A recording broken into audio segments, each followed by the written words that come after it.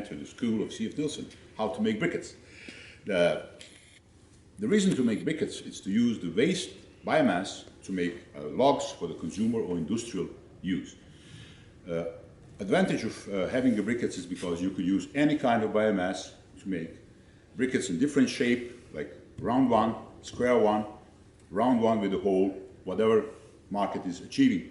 The briquettes are made of different kind of biomass, which is the waste in different kind of production. For instance, the sawmills, the forestry industry, the big plantations of rice, agricultural waste, any kind of pineapple waste, whatever. The advantage of making the briquettes is to use the waste, biomass waste, to produce high value, caloric value products. They are environmental friendly because CO2 footprint is zero, because the briquettes are producing the same amount of CO2 when they're burning as the wood was taking during the lifetime.